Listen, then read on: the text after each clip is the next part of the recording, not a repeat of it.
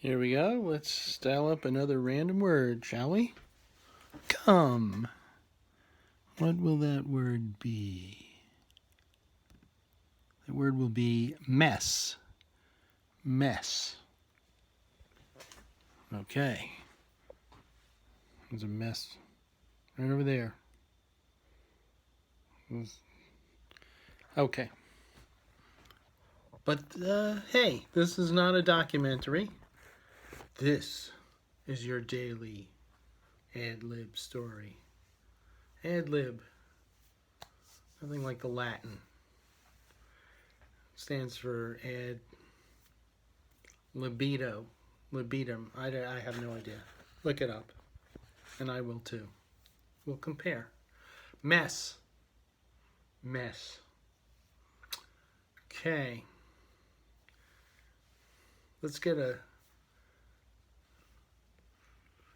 train of thought going here. Mess. Thinking mess. Chaos. Mess food. Chaotic food. All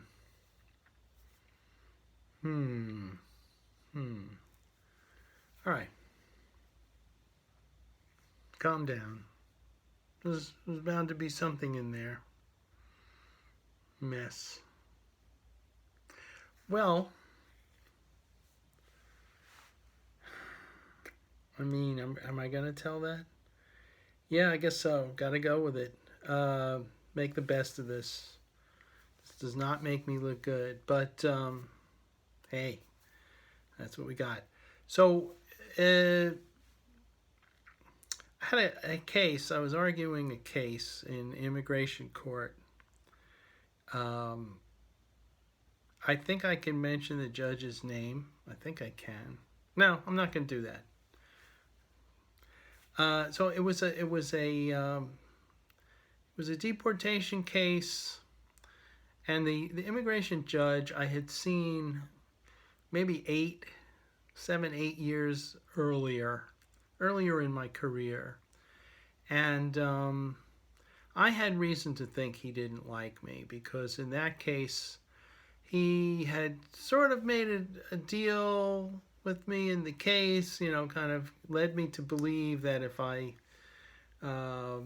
withdrew a certain claim for my client for relief from deportation, things would go okay, he would go easy on us, and basically the judge ended up reneging, and when we withdrew our claim for relief from deportation, and he kind of sent my client down the road towards being deported from the United States of America, where I'm standing right now.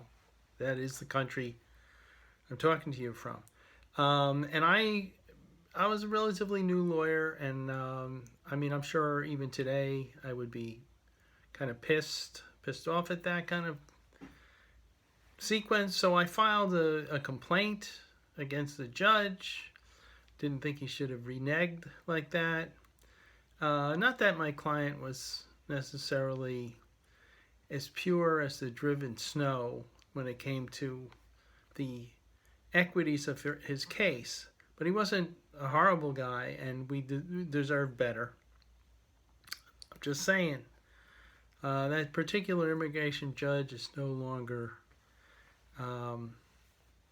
of this world. He has been since he's faced that deportation that waits for us all and been escorted out. So flash forward to that 8 years later, and I'm sitting in his courtroom. The judge has just delivered, some, decision making in the case. The case is not over. It's another deportation case, different client, and I'm sitting there alone. I think this was a hearing I did without my client because my client at the time may actually have been out of the country and I was trying to bring him back.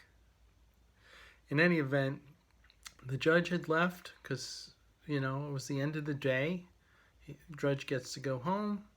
Everybody gets to go home. Opposing counsel for the government, who's job it was to try to get my client deported, had left, and I'm sitting there and in the empty courtroom, and I kind of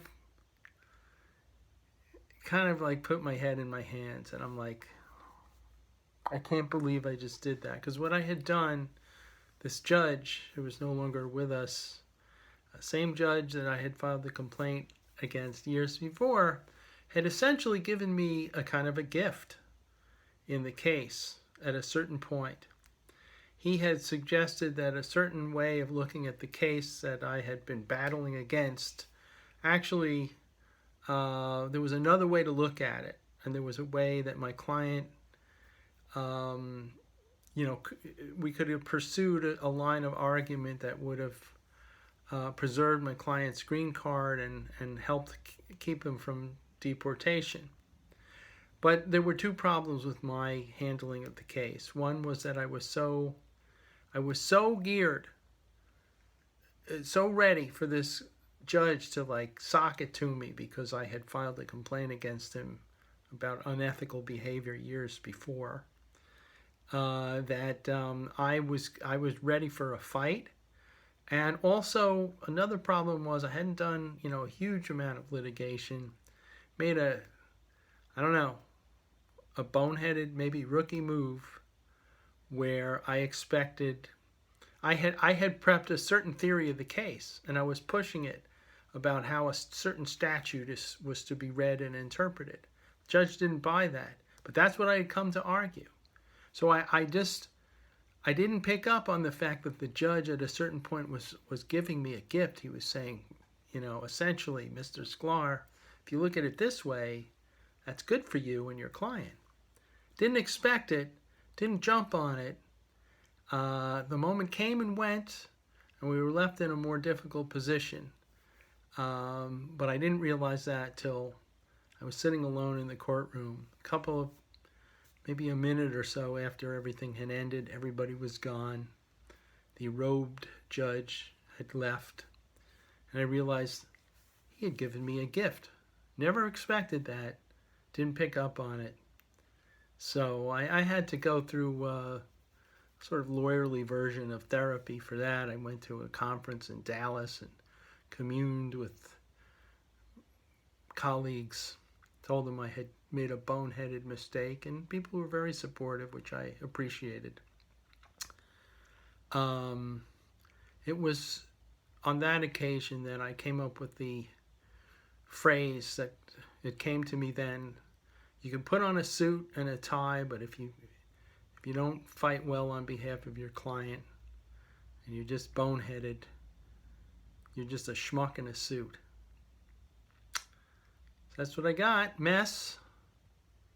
Sad but true. But I think I'm a better man. And by the way, things didn't work out that badly for my client. I did, after all, save him from detention.